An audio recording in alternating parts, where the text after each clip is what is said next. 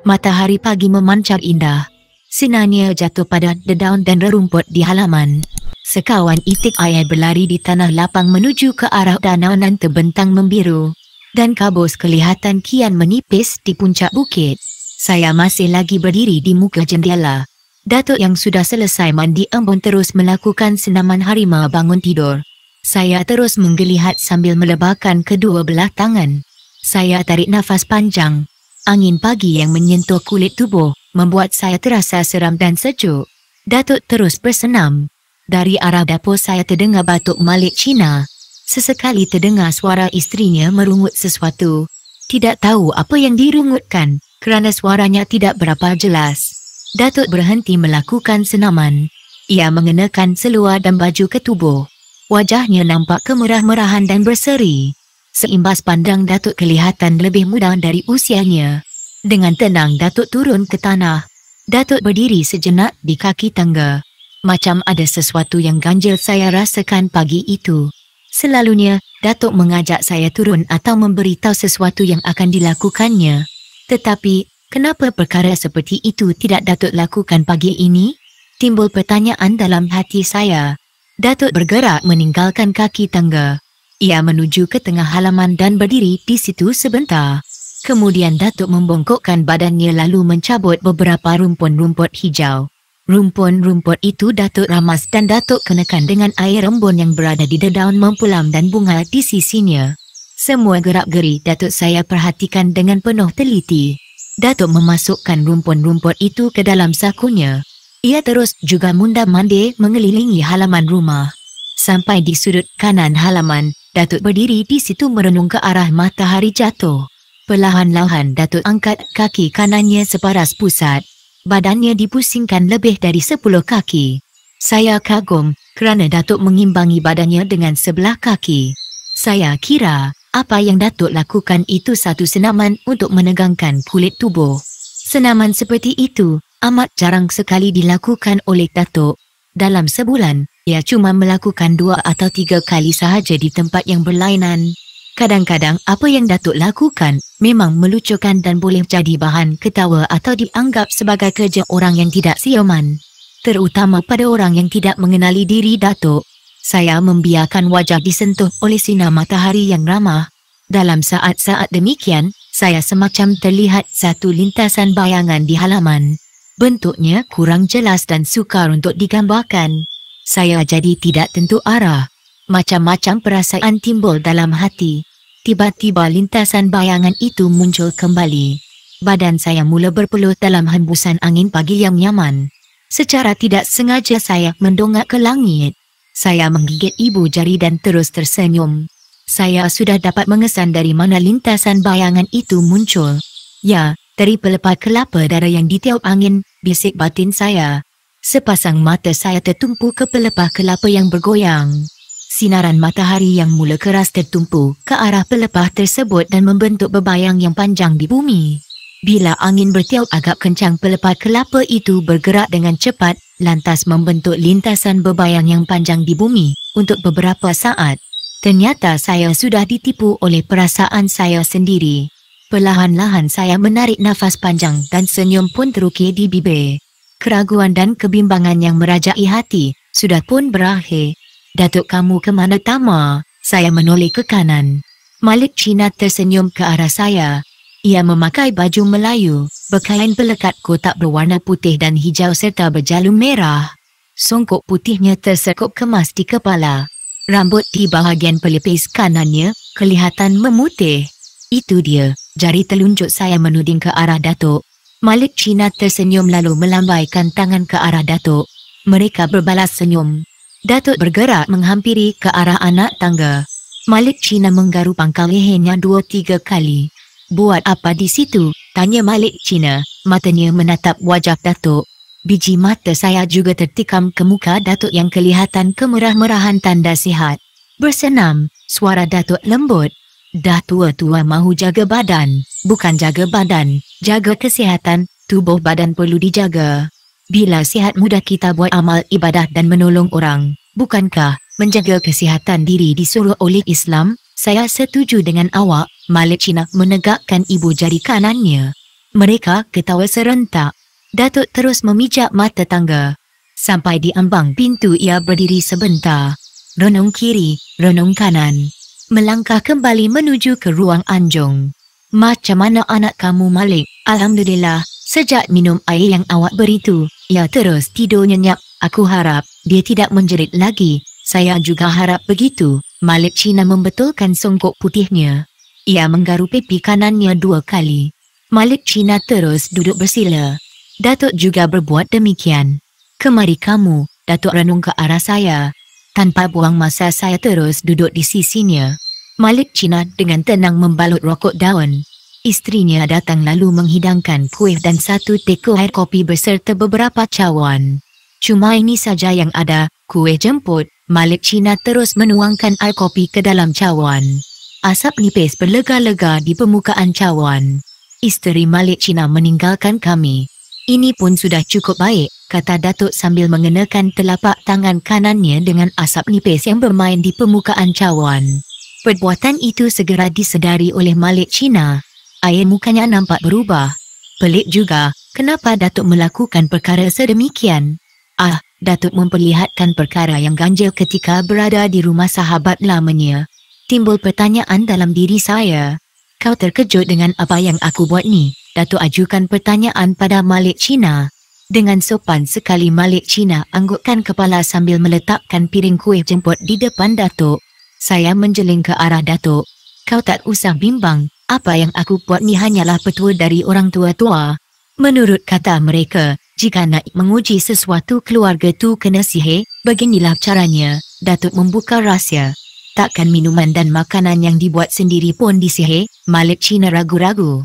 Kau sendiri tahu, kerja syaitan ini, selagi ada udara, selagi ada langit dan bumi, serta air semuanya dimanfaatkan untuk menjahanam dan membinasakan anak Adam, terang Datuk. Malik Cina terdiam. Datuk terus menghirup air kopi.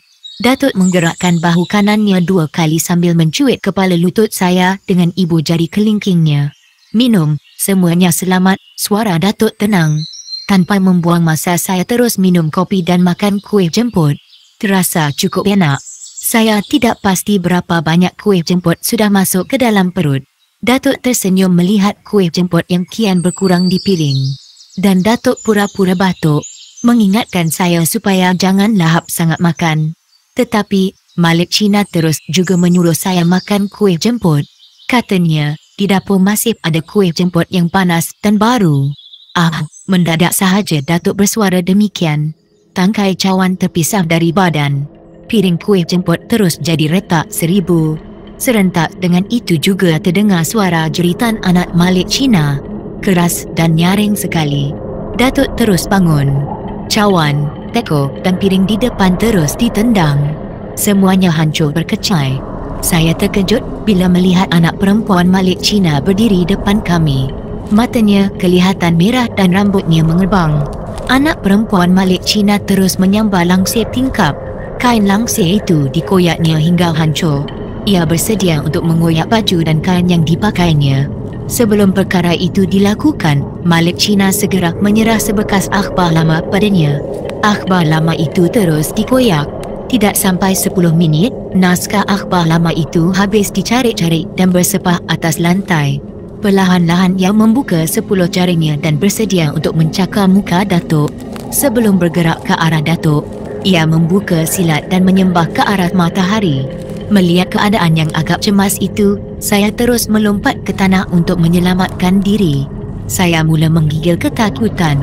Sesungguhnya, saya sendiri tidak sedar bagaimana saya boleh terjun dari rumah yang mempunyai 7 anak tangga. Air kopi yang saya minum tadi terasa mahu keluar menerusi kemaluan saya. Anehnya, dalam rasa takut itu timbul pula rasa berani dalam diri saya. Rasa ingin mengetahui apa yang terjadi mendorong saya berlindung di balik pohon bunga raya.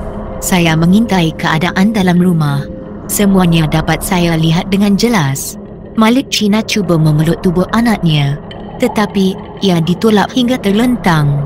Isterinya cuba memegang tangan anaknya. Ia juga ditendang hingga tersandar ke dinding. Anak Malik Cina terus menjerit. Rambutnya yang terurai menutup sebahagian dari wajahnya. Ia melangkah ke arah Datuk.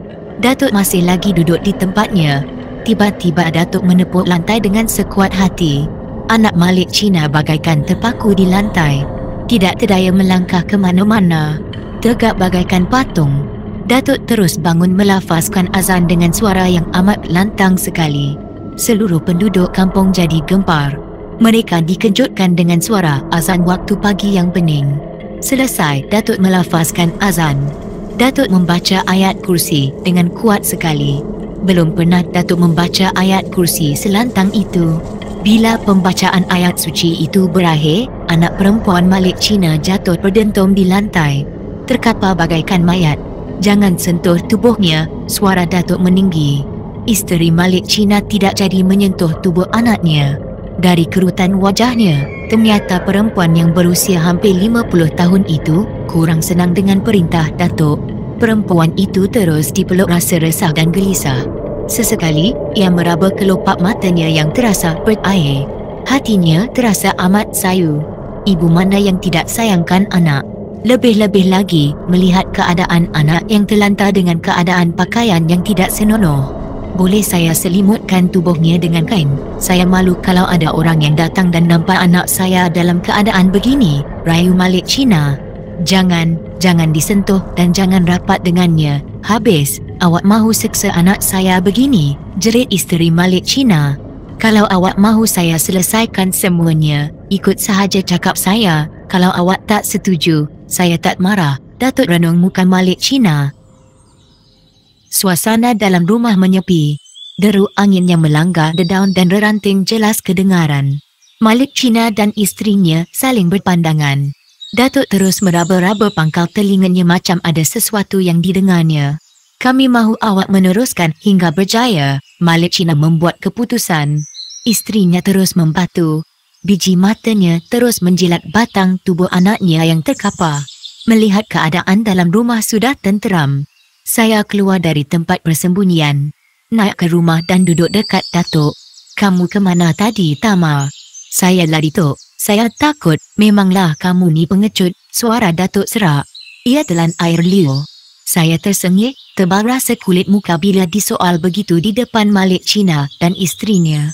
Bagi menutup rasa malu itu, saya cuba tersenyum pada Malik Cina. Malangnya senyuman yang saya berikan tidak dibalas. Kali ini, kamu jangan lari ke mana-mana walau apapun yang terjadi. Kau duduk di situ, hadap semua yang datang. Datuk mengeluarkan perintah. Wajahnya nampak serius. Sepasang tangannya terus memeluk tubuhnya kejap-kejap. Mata Datuk tertumpu ke arah permukaan tika mengkuang yang terbentang. Kedua belah pipinya kelihatan kembung dan daun telinganya nampak tegak, macam telinga arnab. Datuk angkat punggungnya perlahan-lahan. Kedua belah tangannya dibuka. Udara yang ada dalam mulutnya dihembuskan. Kedua belah pipinya yang kembung terus jadi kempis. Datuk meluruskan tubuhnya macam batang kayu. Saya perhatikan gerak-geri Datuk dengan teliti. Di luar rumah, sinar matahari kian garang. Beberapa orang kampung yang terdengar jeritan anak Malik Cina segera menghampiri rumah. Kerana tidak ada sesiapa pun yang mempelawa mereka, mereka terus berdiri di hujung halaman rumah sambil memanjangkan leher. Mereka ingin mengetahui apa yang terjadi dalam rumah. Rupanya, kedatangan orang-orang kampung itu tidak menyenangkan hati Malik Cina. Ia minta kebenaran pada Datuk untuk menutupkan pintu dan tingkap. Permintaannya tidak diperkenankan oleh Datuk. Jangan pedulikan mereka, kau pergi carikan mayang pinang dan cendawan batang, kata Datuk pada Malik Cina. Kamu pula carikan aku kain putih dan bunga cengkeh. Datuk renung muka isteri Malik Cina. Tanpa bersuara sepatah apapun, pasangan suami isteri itu turun dari rumah. Datuk meraba pangkal telinga kiri dengan tangan kanannya. Ia melangkah 2 tapak ke depan. Urat-urat di batang lehernya nampak menonjol. Datuk memusingkan badannya ke kanan dengan kaki kanannya terangkat dan badannya dibengkokkan sedikit. Kedua belah tangannya kelihatan bergerak lembut, macam mengikut irama muzik. Sekali pandang, gerakan yang Datuk lakukan itu macam orang mahu memulakan tarian inang Pulau Kampai. Saya terasa geli hati. Kamu tunggu budak perempuan ni, suara Datuk keras. Serentak dengan itu ia menghentakkan kakinya ke lantai rumah. Saya terpinga-pinga. Amat berat rasanya untuk memenuhi permintaannya. Belum pun sempat saya menyampaikan bantahan padanya. Datuk sudah meninggalkan saya sendirian. Ia melangkah tenang menuju ke halaman rumah dalam sinar matahari yang keras. Bayang tubuh Datuk nampak memanjang di tanah. Bila Datuk hampir ke hujung halaman tempat orang-orang kampung berdiri, Datuk pusingkan lehernya ke kanan. Tiba-tiba, orang-orang yang berdiri di situ lari lintang pukang tidak tentu arah, macam terpandangkan sesuatu yang amat menakutkan. Datuk, pekik saya sekuat hati. Datuk segera melihat ke arah saya. Ya Allah, wajah Datuk berubah, jadi macam muka harimau yang amat menakutkan. Badan saya menggeletar dan kepala lutut saya terasa amat lemah sekali. Saya berdoa dalam saat-saat demikian, supaya Datuk jangan datang ke rumah. Doa saya diperkenankan oleh Allah. Datuk tidak memandang ke arah saya. Ia meneruskan perjalanannya dalam panas terik membelah hutan kecil di hujung halaman. Orang-orang yang lari tadi menyampaikan berita pada kawan-kawan tentang keanehan yang terjadi pada Datuk. Seluruh kampung jadi gempar. Tidak sampai 1 jam, cerita manusia berkepala harimau hauskan darah merebak ke seluruh kampung. Halaman rumah dan kaki tangga rumah Malik Cina mula dikerumuni oleh orang-orang kampung. Mereka membawa parang, lembing serta senapang kampung berlaras satu. Mereka mahu menangkap manusia berkepala harimau. Budak, mana dia Malik Cina? Salah seorang dari orang yang berada di kaki tangga mengajukan pertanyaan pada saya. Dia keluar cari ubat anaknya, jawab saya. Bininya ke mana? Cari ubat juga. Orang tua yang baru datang tu ke mana perginya? Keluar. Sudah salah, rumah ni jadi punca manusia kepala harimau. Suara orang di kaki tangga kian meninggi. Saya jadi tidak tentu arah. Macam-macam yang saya fikirkan. Saya renung anak Malik Cina yang terbujur. Saya renung muka orang-orang kampung di halaman. Semuanya masam, tidak memperlihatkan rasa persahabatan. Saya yakin, kalau orang-orang naik ke rumah dan menjentik hidung saya, tentu saya mati kelemasan. Jumlah mereka bukan sedikit. Inilah saat yang paling genting dalam hidup saya. Pada siapa mahu saya sampaikan rasa cemas dan takut ini? Rasa cemas dan takut yang menguasai diri saya terus berakhir. Malik Cina dan isterinya muncul di depan saya. Mereka masuk ke rumah menerusi pintu dapur. Semua barang-barang yang diingini oleh Datuk mereka adakan. Mereka juga terkejut melihat orang berkumpul di kaki tangga dan di halaman rumah. Malik, ke mana orang tua itu kamu sembunyikan? Dia bawa bencana, tanya seorang penduduk pada Malik Cina. Aku tak sembunyikan dia. Masa aku keluar rumah tadi, dia ada di sini, tingkah Malik Cina. Kau tahu tak apa yang sudah terjadi? Aku tak tahu. Kami mahu tangkap dia. Kalau dibiarkan seluruh kampung jadi huru-hara, dia tu bukan manusia. Aku tengok badannya sahaja serupa kita tetapi kepalanya tak serupa kita. Dia berkepalakan harimau, sambung orang itu bersungguh-sungguh. Air liurnya bersembur. Malik Cina dan isterinya berpandangan sama sendiri. Orang yang berkumpul terus membisu. Seluruh wajah mereka kelihatan cemas. Tetapi, biji mata mereka tertumpu ke arah saya. Mereka bagaikan mahu mematahkan seluruh tulang temulang di anggota tubuh saya. Kamu cari aku. Aku datang. Saya terdengar suara Datuk dari arah belakang kumpulan orang kampung. Semua orang yang berkumpul kelihatan terkejut. Beberapa orang dari mereka terus merendahkan badan dan menyusup di bawah rumah, kemudian terus menghilangkan diri. Saya kembali bersemangat. Muka orang yang berdiri di halaman, saya renung satu persatu. Saya lihat Datuk melangkah dengan gagahnya sambil membibit baldi yang berisi air. 2 orang cuba menghalang perjalanan Datuk, tetapi usaha mereka gagal. Bila Datuk berdeham, kedua-dua orang yang menahan Datuk itu terus terjatuh, seolah-olah tulang kaki mereka tidak berguna sama sekali.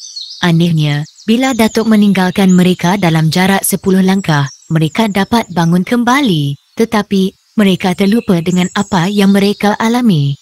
Datuk terus merembuk barisan orang ramai itu. Bila sampai di kaki tangga, Datuk terus berdiri di situ. Baldi yang berisi air diletakkan di sebelah kanannya.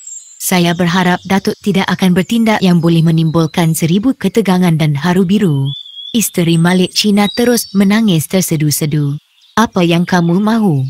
Tanya Datuk pada orang ramai. Kamu tukang sihir dan kami mahu menghukum kamu, jawab seorang lelaki. Badannya cukup tegak. besar dan nampak gagah. Kenapa kamu cakap macam tu? Soal Datuk lagi. Tadi, kami nampak kepala kamu bertukar jadi kepala harimau. Itu tandanya kamu tidak ikhlas. Kamu mahu menganiayakan aku? Kalau kamu jujur, kamu tak nampak semuanya itu. Kamu berdalih. Siapa yang berdalih? Kamu atau aku? Cakap dengan jujur. Pekik Datuk lalu menghentakkan kakinya ke mata anak tangga. Orang itu terdiam. Mulutnya bagaikan terkunci. Datuk membaca sesuatu sambil melipatkan ibu jari kanannya dan jari kelingkingnya menekan ibu jari tersebut. Saya tahu, selagi Datuk tidak menegakkan ibu jarinya, orang itu tidak akan boleh berkata-kata walau sepatah pun. Cakap dengan jujur, ujar Datuk. Ibu jari dan jari kelingkingnya ditegakkan. Muka orang itu berpeluh. Nafasnya jadi sesak. Tempurung lututnya menggeletar. Ya, saya mengaku. Saya mahu menggunakan ilmu sihir saya yang boleh melumpuhkan seluruh badan awak. Orang itu memberikan pengakuan. Datuk tersenyum. Sekarang kamu dah mengaku. Apa yang kamu mahu dari aku? Kamu mahu bersahabat atau untuk menjadi lawan? Datuk renung muka orang itu. Aku mahu bersahabat. Kalau mahu bersahabat, pulanglah ke rumah. Aku tahu, kamu tak suka orang mengubat anak Malik Cina. Kau suka perempuan itu menjerit dan koyakkan. Kemudian kau tumpangkan ilmu salah kamu. Aku tahu, kamu yang suruh orang-orang mengerumuni anak Malik Cina. Betul atau tidak? Betul. Kenapa kamu buat macam tu? Saya sebenarnya sedang menuntut ilmu terlentang ke langit. Anak Malik Cina yang sakit ini mahu saya jadikan ujian. Sudahlah, berhentikan perbuatan itu. Pulanglah ke rumah dan bertaubat. Biar aku uruskan anak Malik Cina. Suara Datuk keras. Orang itu tundukkan kepalanya. Tanpa mengucapkan sesuatu ia meninggalkan rumah Malik Cina. Kawan-kawannya yang lain menurut jejak langkahnya. Datuk menyorot langkah mereka hingga keluar dari kawasan halaman rumah Malik Cina. Datuk terus duduk dekat anak Malik Cina. Ia minta barang-barang yang dipesan dari Malik Cina dan istrinya. Semua barang-barang itu dimasukkan ke dalam baldi yang berisi air kecuali kain putih. Ikatkan kain putih itu pada buku lali anak kamu, kata Datuk pada isteri Malik Cina. Perintah itu segera dipatuhi. Ini usaha terakhir, aku hanya menjalankan ikhtiar. Allah yang akan menentukan untuk menyembuhkan penyakit atau sebaliknya. Cara ini tidak sesuai dengan perubatan moden tetapi inilah ikhtiar yang terdaya aku lakukan, sambung Datuk lagi dengan tenang. Datuk tarik baldi ke depannya. Ia memperkemaskan silanya. Kedua belah lengan bajunya dilipat separas siku. Datuk terus membaca Al-Fatihah 1000 kali. Bila sudah selesai, Datuk berdiri di muka pintu. Datuk melihat matahari yang memancar garang dengan wajah yang tenang dan penuh keyakinan. Mulutnya tetap bergerak. Entah apa yang dibacanya, saya sendiri pun tidak tahu. Sekarang usung anak kamu ke tengah laman rumah, biarkan ia di situ, beritahu Datuk pada Malik Cina. Anak perempuan Malik Cina segera diusung. Saya hanya memegang bahagian buah betis dengan perasaan bimbang. Saya takut ketika diusung nanti, anak perempuan Malik Cina tersedar dari pengsan dan terus menendang saya. Syukur, apa yang saya bimbangkan tidak berlaku.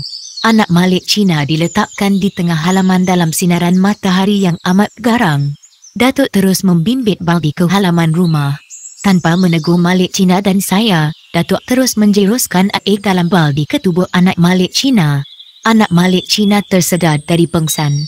Saya merasa terkejut air yang membasahi tubuhnya kering dengan serta-merta. Kain dan baju terus kering. Pergi ambil kain, balutkan tubuhnya, ia sejuk tu. Datuk menunjukkan kata-kata itu untuk isteri Malik Cina. Isteri Malik Cina masuk ke rumah dan keluar dengan sehelai batik Jawa. Tubuh anaknya segera dibalutkan dengan kain tersebut. Bangun nak, kata Datuk. Anak Malik Cina terus bangun.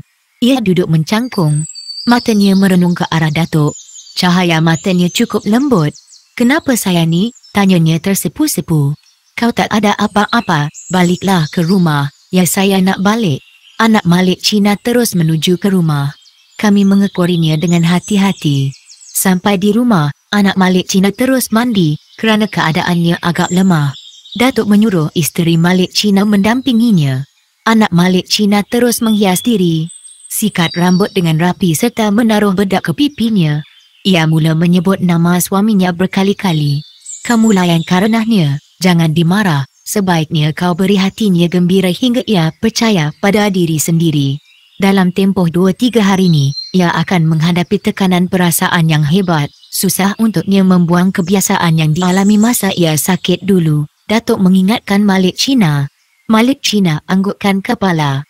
Aku terpaksa duduk di rumah kamu 2 hari lagi. Bila anak kamu sudah sihat dan pulih, aku pergi. Datuk renung muka Malik Cina.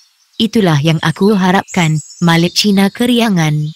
Tetapi saya kurang senang mendengar kata-kata itu. Duduk di rumah memang membosankan. Apakan daya, kata-kata Datuk tidak boleh dibantah. Selama 3 hari berikutnya, Datuk terus berikhtiar memulihkan sisa sakit yang diderita oleh anak Malik Cina. Setiap pagi dan petang anak Malik Cina disuruh minum segelas air sejuk yang sudah dibacakan dengan bismillah 100 kali.